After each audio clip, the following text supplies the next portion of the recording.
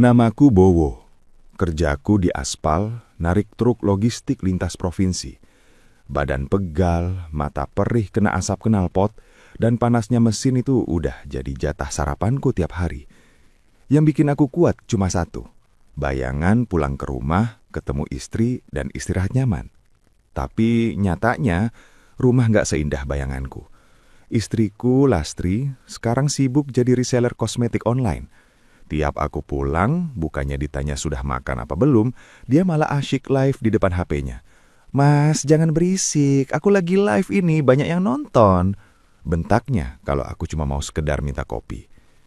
Malamnya, sama aja, dia lebih sayang sama HP-nya daripada suaminya sendiri. Setiap aku coba mendekat, alasannya selalu, "Lagi rekap orderan," atau "Mas, aku capek balasin chat pelanggan." Aku merasa jadi orang asing di rumah yang kubangun pakai keringatku sendiri. Sampai suatu sore, saat aku sedang duduk merokok di depan rumah dengan hati dongkol, aku melihat Mbak Nur. Dia janda muda yang baru buka warung kopi dan gorengan tepat di samping rumahku. Mas Gowo baru pulang narik ya? Kok mukanya ditekuk terus? Sini mas, ngopi dulu di warung. Kebetulan pisang gorengnya baru mateng, masih anget. Sapa Mbak Nur dengan senyumnya yang renyah. Mbak Nur ini beda. Dia nggak pernah pegang HP kalau ada orang ngajak ngobrol. Pakaiannya cuma daster batik biasa, rambutnya dicepol asal, tapi auranya benar-benar menyejukkan. Pas aku duduk di warungnya, Mbak Nur langsung menyodorkan kopi hitam pesananku. "Sabar ya mas, laki-laki cari nafkah di jalan itu berat, harus banyak sabar, harus banyak yang perhatikan juga." Bisiknya sambil menatapku dengan tatapan yang dalam, tatapan yang sudah bertahun-tahun gak aku dapatkan dari Lastri. Di warung sederhana itu, di tengah aroma gorengan dan kopi, aku merasa lebih dihargai daripada di dalam rumahku sendiri. Aku mulai berpikir, buat apa aku capek-capek narik truk keluar kota kalau pulangnya cuma buat dicuekin? Sementara di sebelah rumah ada oase yang selalu siap menyambutku dengan senyum dan kehangatan. Hari-hari setelah kopi pertama di warung Mbak Nur itu, suasana rumahku makin gak keruan. Lastri makin gila sama dunianya sendiri. Jam kerja dia gak menentu. Pagi, siang, sampai tengah malam, rumah ini penuh sama suara dia yang lagi cuap-cuap di depan kamera ponselnya. "Ayo kak, di check out sekarang. Harganya cuma hari ini aja, stok terbatas." Suara Lastri melengking dari kamar depan, bikin kepalaku makin pening. Di saat dia sibuk mengejar target penjualan, aku justru merasa seperti barang retur yang gak dipedulikan. Tapi di balik kekesalan itu, diam-diam aku mulai mengatur strategi. Aku mulai hafal jadwal live istriku. Begitu dia pasang lampu bulat, ring light, dan mulai dandan menor, itu adalah sinyal buatku untuk menghilang. "Lastri, aku mau ke depan bentar ya, cari angin." Pamitku pelan. Dia cuma melambaikan tangan tanpa menoleh. Matanya terpaku pada layar yang penuh komentar pembeli. Itulah saatnya aku melipir. Targetku bukan lagi teras rumah, tapi warung kopi di samping rumah yang hanya dibatasi pagar kayu setinggi pinggang. Mbak Nur seolah sudah tahu. Begitu dia lihat aku keluar, dia langsung menyiapkan kursi di sudut warung yang agak terlindung dari pandangan orang lewat. "Mas Bowo, jam tayang ya?" bisiknya sambil tersenyum penuh arti. "Iya mbak, di dalam lagi ramai kampanye, aku nggak kebagian tempat," jawabku sambil duduk lesehan. Mbak Nur nggak banyak tanya, dia langsung menyuguhkan segelas kopi jahe hangat. Kali ini dia duduk nggak jauh dariku, sambil pura-pura memotong sayuran untuk jualan besok. Jemari tangannya yang lincah dan wajahnya yang polos tanpa make up tebal itu benar-benar menyejukkan mata. "Mas Bowo kalau capek senderan aja dulu, di sini tenang, nggak ada yang teriak-teriak suruh beli kosmetik," katanya lembut. Aku tertawa kecil, tapi hatiku bergetar. Modusku makin berani. Sambil pura-pura ngopi, aku mulai berani menatap Mbak Nur lebih lama. Pernah sekali saat aku mau mengambil gorengan, tanganku sengaja bersentuhan dengan tangannya. Mbak Nur nggak menarik tangannya dengan cepat. Dia malah menatapku balik dengan tatapan yang seolah berkata, "Aku tahu mas butuh ini." Seringkali saat Lastri lagi asik teriak "Terima kasih kak, sudah payment," di balik pagar ini, aku dan Mbak Nur justru asik berbisik mesra. Kami membicarakan hal-hal sepele yang nggak pernah dibicarakan Lastri. Tentang lelahannya di jalan, tentang masa kecil, sampai tentang mimpi-mimpi yang sederhana. Setiap menit di warung Mbak Nur terasa seperti pengisian daya untuk jiwaku yang habis baterai. Aku mulai menikmati sandiwara ini. Di depan Lastri, aku jadi suami yang sabar meski dicuekin. Tapi di balik pagar, aku adalah laki-laki yang haus akan perhatian dan Mbak Nur adalah oasanya. Modus cari angin ini jadi candu bagiku. Aku mulai nggak peduli seberapa lama Lastri mau live atau berapa banyak barang yang dia jual. Karena semakin dia sibuk, semakin banyak waktuku untuk mendapatkan keutuhan rasa dari Mbak Nur. Sore itu, langit mendadak gelap. Awan hitam pekat bergulung-gulung seolah mau tumpah. Di dalam rumah, Lastri masih asyik dengan dunianya. Suaranya makin melengking karena sedang mengadakan flash sale. Aku baru saja melangkah ke warung Mbak Nur saat tetesan hujan pertama yang sebesar biji jagung mulai menghantam bumi. Dalam sekejap, hujan turun sangat deras, menciptakan tirai air yang tebal. Angin kencang meniup tempias air ke dalam warung. "Mas Bowo, masuk sini mas, basah semua itu bajunya," seru Mbak Nur dari balik pintu dapur rumahnya yang menyatu dengan warung. Aku nggak punya pilihan. Dengan bahu yang sudah setengah basah, aku melangkah masuk ke dalam area pribadinya. Dapur Mbak Nur itu sederhana, tapi entah kenapa terasa jauh lebih hangat dan wangi dibanding seluruh ruangan di rumahku. Bau tumisan bawang dan aroma kayu manis menyambutku. "Duh, sampai basah kuyup begini. Sebentar mas, aku ambilkan handuk," katanya dengan nada cemas yang sangat tulus. Mbak Nur kembali dengan handuk bersih dan segelas wedang jahe yang asapnya masih mengepul. "Ini diminum dulu supaya nggak masuk angin. Bajunya dibuka saja mas, biar aku jemur di dekat kompor supaya cepat kering." Aku terpaku. Di rumah, kalau aku pulang kehujanan, Lastri paling cuma bilang, "Mas, airnya jangan berceceran di lantai ya, capek ngepelnya." Tapi di sini, Mbak Nur memperlakukanku seperti seorang raja yang baru pulang dari medan perang. Saat aku melepas kaosku yang basah, suasana mendadak berubah. Ruangan dapur yang sempit itu terasa makin kecil. Suara hujan yang menghantam atap seng menciptakan kebisingan yang justru mengisolasi kami dari dunia luar, termasuk dari suara melengking Lastri yang tertutup derasnya air. "Mas Bowo, ototnya keras ya? Pasti capek banyak setiap hari pegang setir lintas provinsi," bising Mbak Nur sambil mengusap sisa air hujan di pundakku. Sentuhannya lembut, tangannya sedikit gemetar. Aku menatap matanya dan di sana aku nggak melihat ada layar HP atau ambisi jualan. Aku cuma melihat pantulan diriku yang sedang haus akan kasih sayang. Di balik dapur yang remang karena lampu kuning yang redup, jarak di antara kami benar-benar habis. "Nur, kamu tahu kan aku nggak pernah dapat perhatian kayak gini di rumah?" Suaraku berat, hampir tenggelam oleh suara guntur. Mbak Nur nggak menjawab dengan kata-kata. Dia justru menyandarkan kepalanya di dadaku yang masih lembab. "Aku juga kesepian, Mas. Warung ini ramai, tapi hatiku kosong. Kalau Mas mau, dapur ini bisa jadi tempat Mas pulang yang sebenarnya." Malam itu, di tengah badai yang mengamuk di luar, aku menemukan kehangatan yang selama ini dicuri dariku. Di balik dapur warung itu, aku benar-benar mendapatkan perhatian dan keutuhan rasa yang seutuhnya dari Mbak Nur. Kami seolah bersekutu dengan hujan untuk melupakan sejenak sandiwara di rumah sebelah. Hujan mulai reda, menyisahkan bau tanah basah dan udara dingin yang menusuk tulang. Aku melangkah keluar dari dapur Mbak Nur dengan perasaan yang tak menentu, setengah puas, setengah waspada. Aku memastikan bajuku sudah cukup kering terkena uap kompor tadi.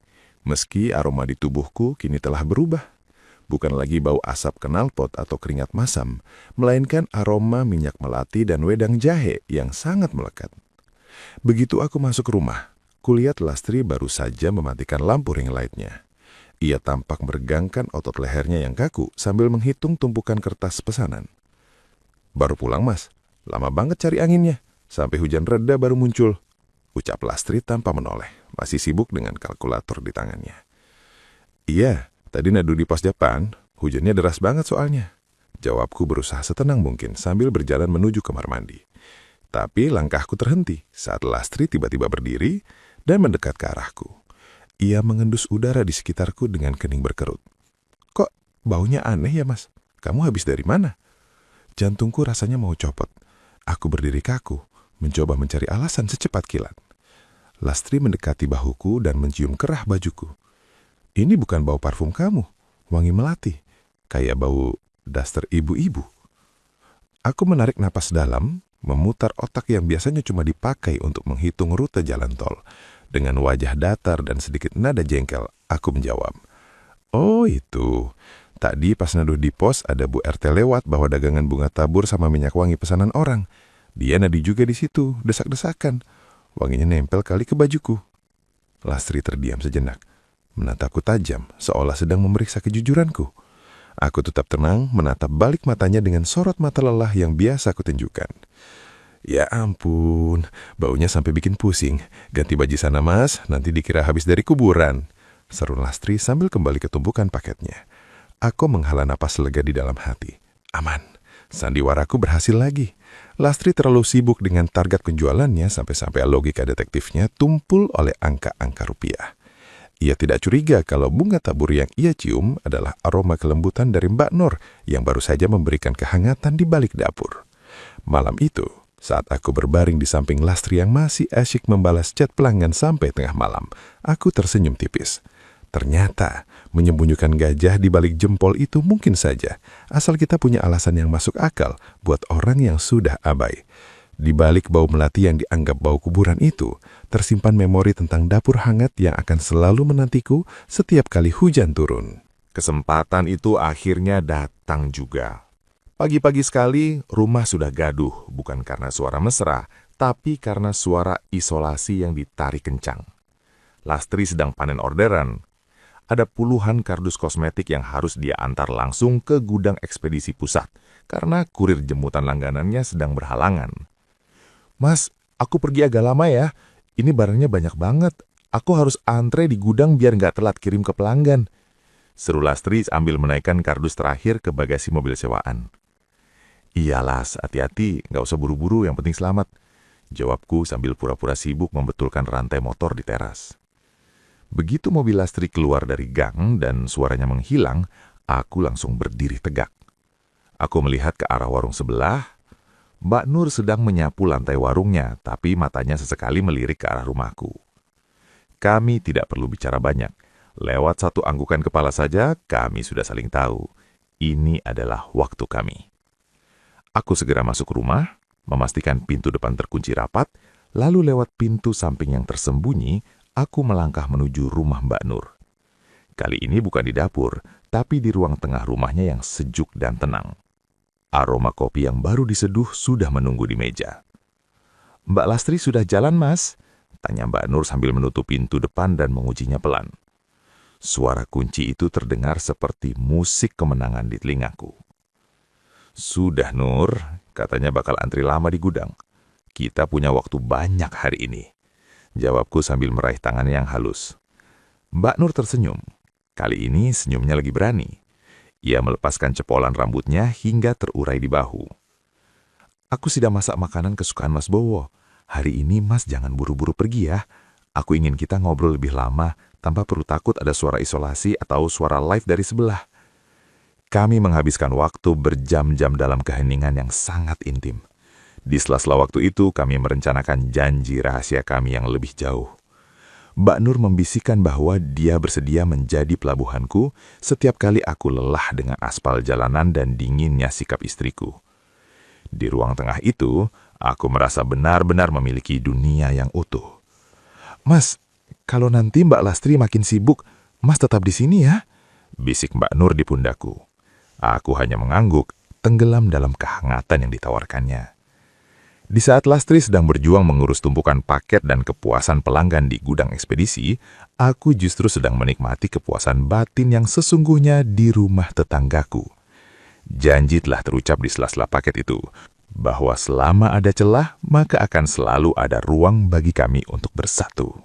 Waktu terus bergulir, dan roda truk logistikku terus berputar melintasi aspal jalanan. Namun, ada yang berubah dalam diriku. Aku tak lagi pulang dengan wajah kusam atau hati yang penuh dongkol. Sekarang, setiap kali aku melihat papan nama kotaku, ada binar di mataku yang tak pernah ada sebelumnya. Di rumah, Lastri semakin sukses dengan bisnis kosmetiknya. Ia sekarang punya asisten sendiri dan ruang kerjanya sudah penuh dengan stok barang.